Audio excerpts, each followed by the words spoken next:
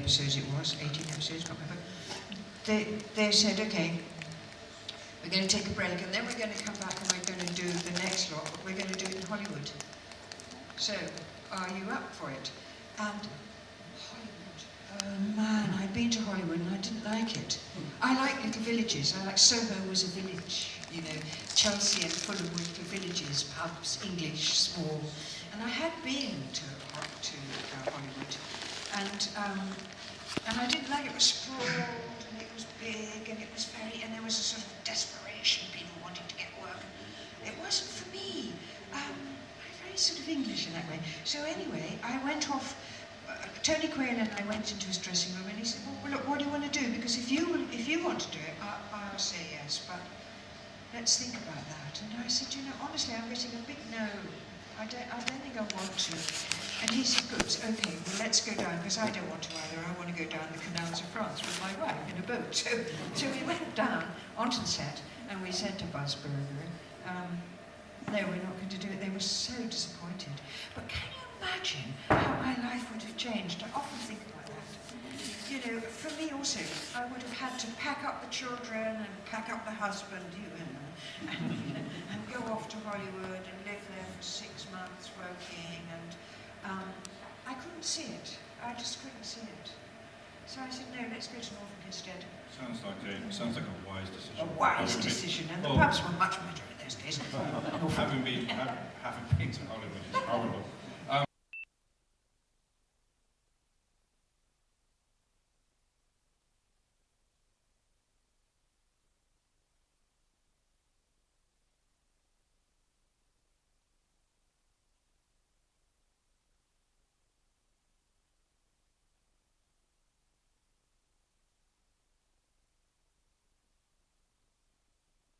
But at what point did you realise that Doctor Who, A was still on air, but at what point did you realise you were now royalty and always would be? I love it. That was in the BFI when they were showing, was it Power of the Daleks, and Justin introduced me and said, "We have Doctor Who royalty in the house." I loved it.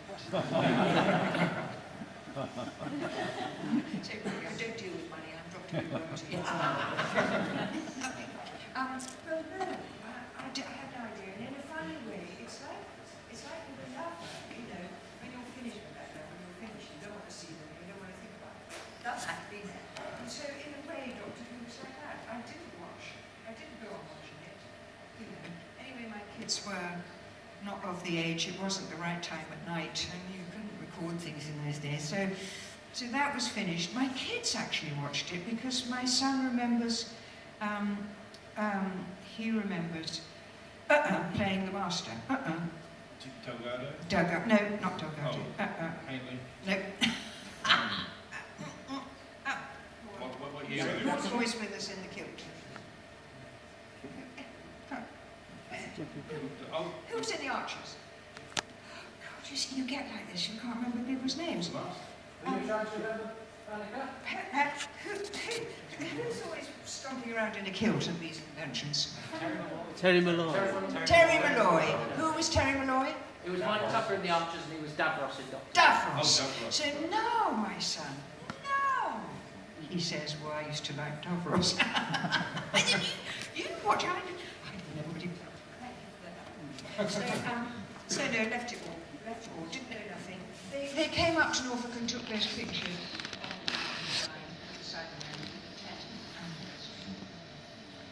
And then Doctor Who was gone from my life. Totally. Now, many, many years later, I'm living on a little island in Canada, and I never talked about Doctor Who. I was there, I was a different person living on St. Island.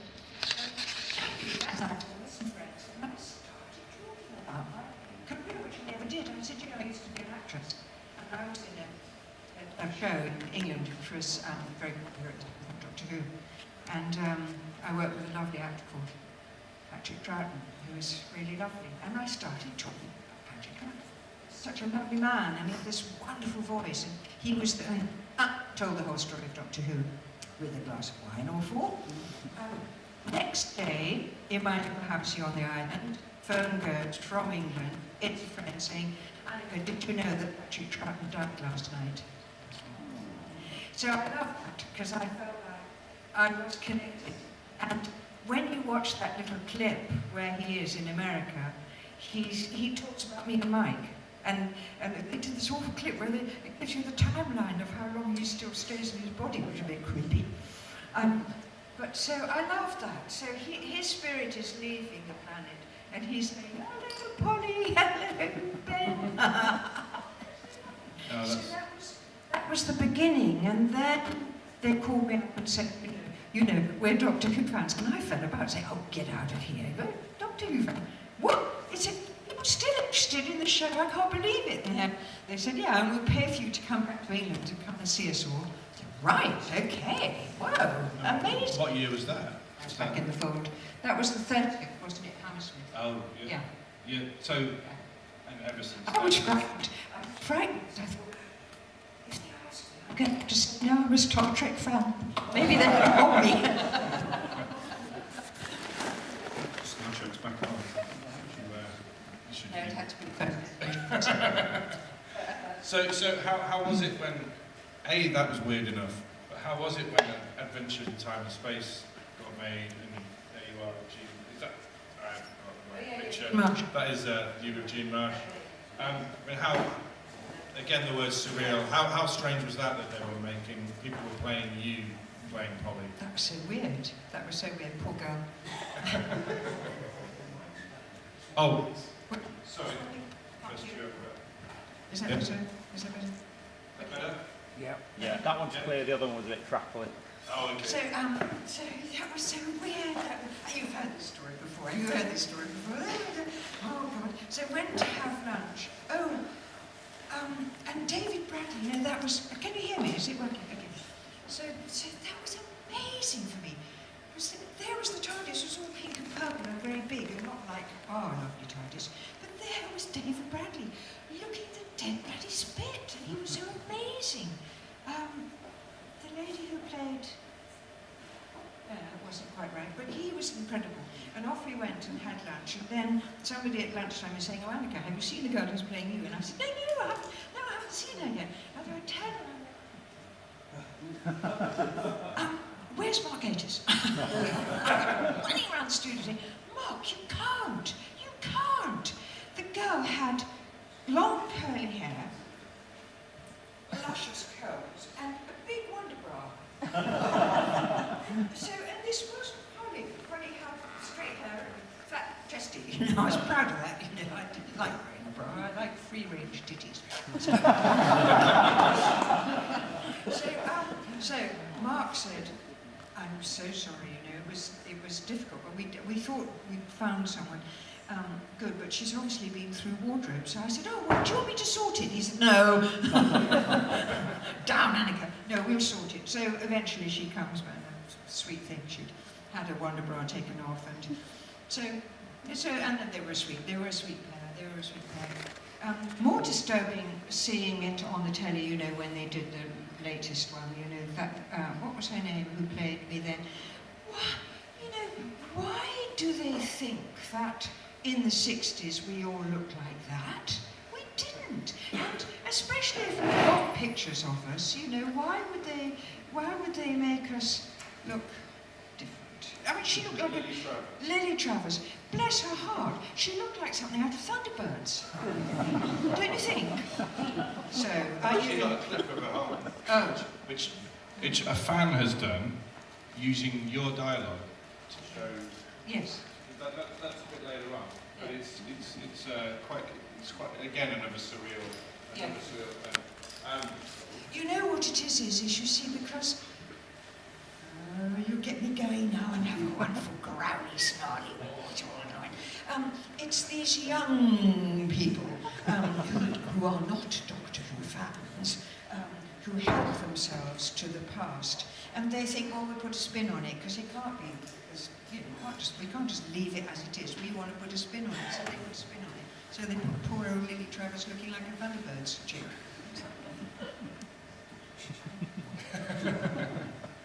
I have spoken. I will not growl anymore. Let's see which clip this is. I don't know whether lights without it Finish affect with the the one. thing. Hey, come on, Doctor, wakey, wakey! It's all over now! It's all over. That's what you said. Far from being all over. What are you talking about? I must get back to the TARDIS. Immediately. All right, Doctor. You see, there you have Mike's lovely Cockney chirpy voicing, and the boy who played him. Well, I think that's why the fan in question, who I should credit, but it's on YouTube, had used the original dialogue Yes. to sort of, because there was outrage. Was there really? There was outrage. Was everybody here outraged? Lots of people were outraged. Because I was at home watching, it was over Christmas, wasn't it? And so my son and I, we popped that on, and we watched that bit, and he looked at me and said, right, who's doing the sponge? You and me. We went off to the kitchen and we didn't watch the rest of it. Anyway, let's not talk about that particular episode, because I'll be here forever. We've got to get on to the macro, haven't we? That is true. We are... Here I am. There you are with Peter. With Peter. With Peter. Bless his heart. So that was the day... When was that? That when was, you visited Peter? that was February, not last year, year before. And he'd said, come, and would you like to come and visit the TARDIS? And so that was very interesting for me, because I hadn't seen how they worked. So we went along, Matt and me. Matt is lovely Matt, who runs the website for me, and without whom my life wouldn't work at all.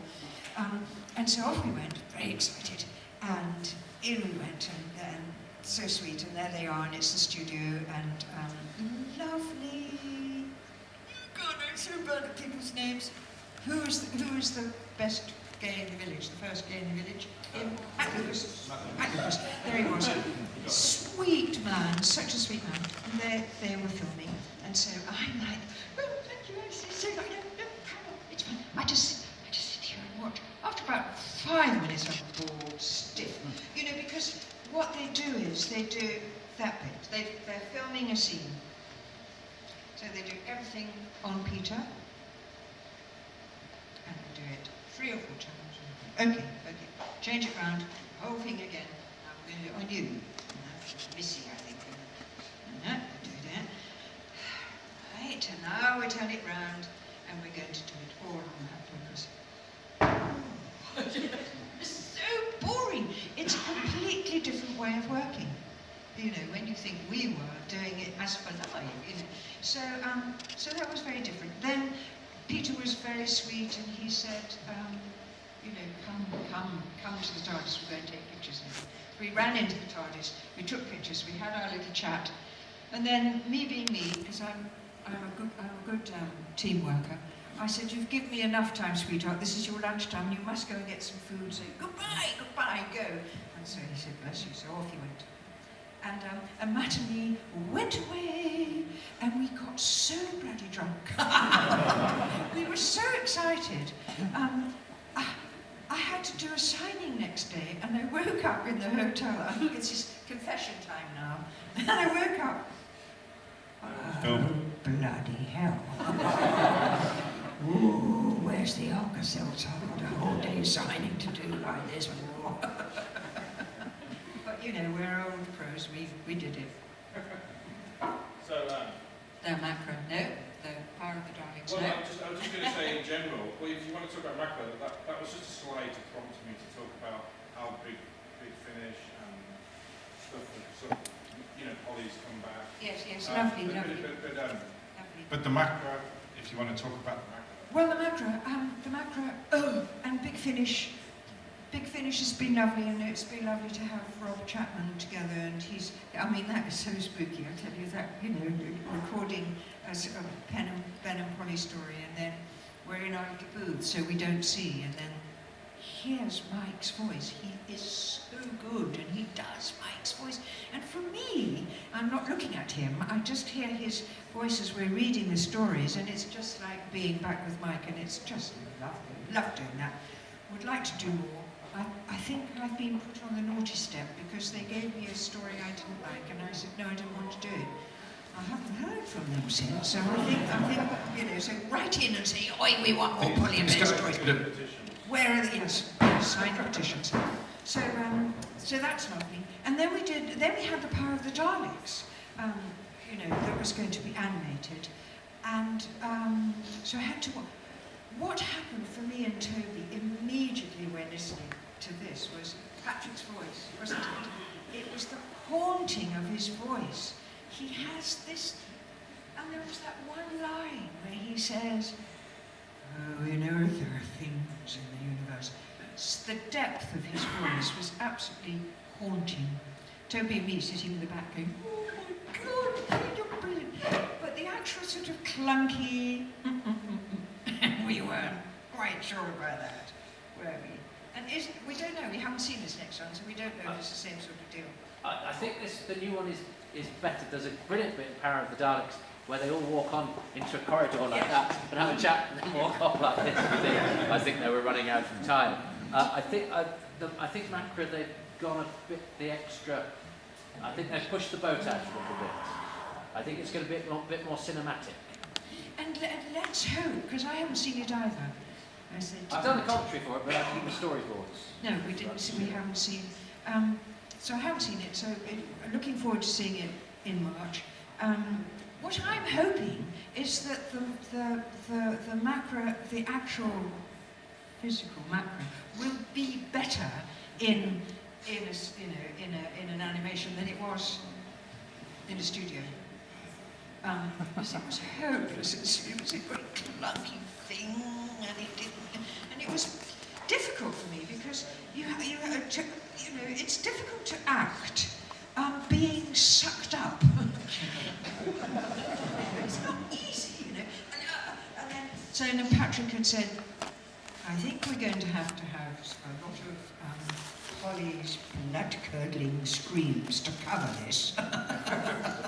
So, which is what I was always happy to provide. And those were the pieces that were cut out in Australia because the Australians said they're too frightening. And then they are the only ones that are left. We've still got those bits with me and Mike going, oh my God, there's another one! I love it. I have a memory that my daughter turned to her father and said, is Mummy coming home tonight? But I'm not sure about that story because I think she was only 3 and I don't think he'd have been watching it with her. So I think I might have made that up. Never know. So, just before we go, what's happening? Over to the audience. There was this friend of ours called Michael Wallace, and he was the most wonderful photographer. And I was his muse. He's gone now. But he took some beautiful pictures of me, I have to say. And he used to hang out at ours. And so the poster in the background is a French poster, like the one they have in Friends.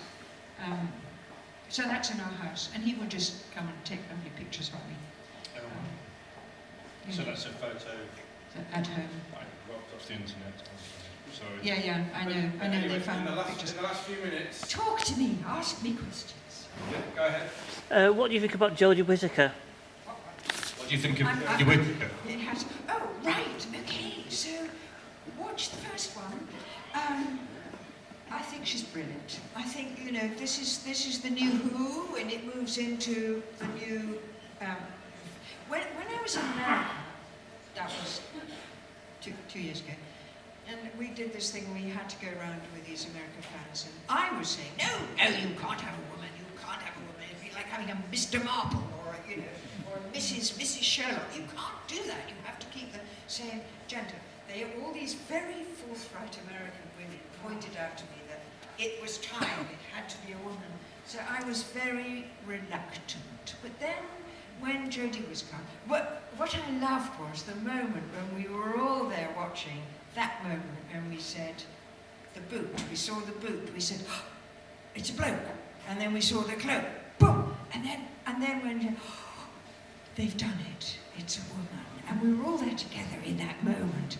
So then, of course, it was brilliant, because she's a wonderful actress. And so I watched the first story, and I'm afraid that was all I watched. I thought, I'm very glad it continues.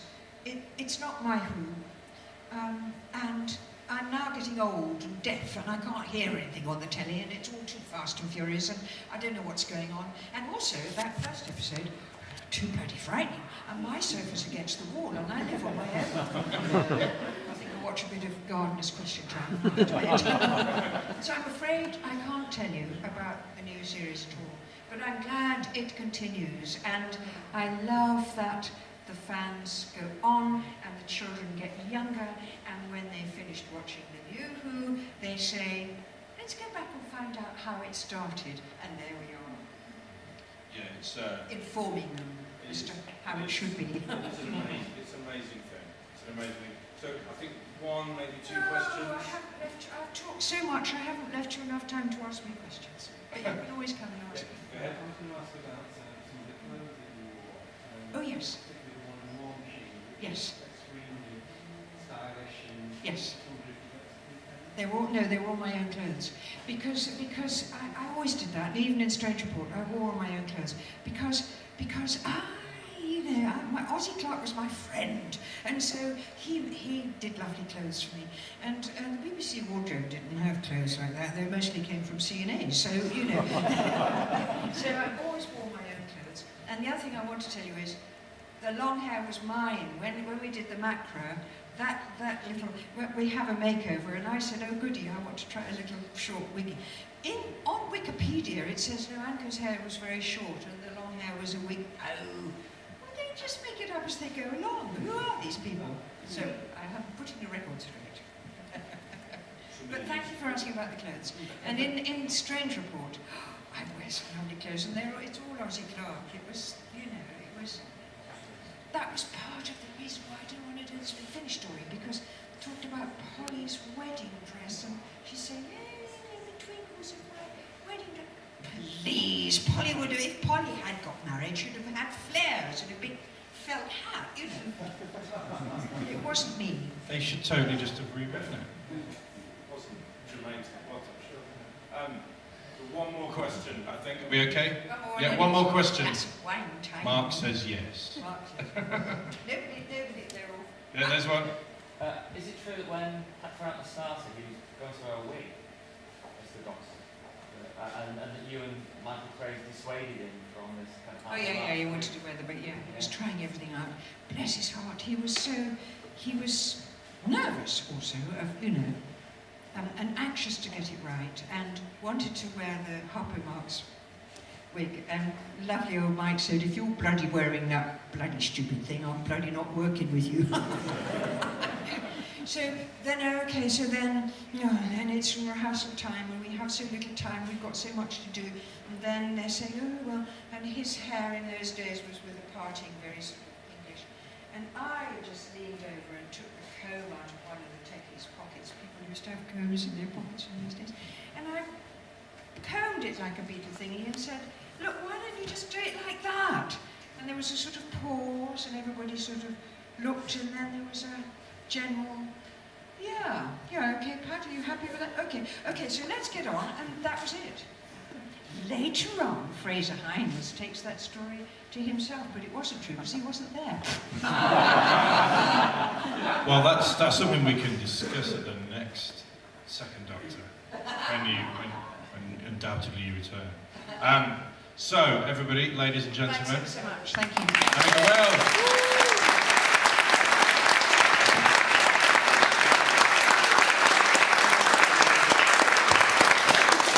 Very much. Thank you very much.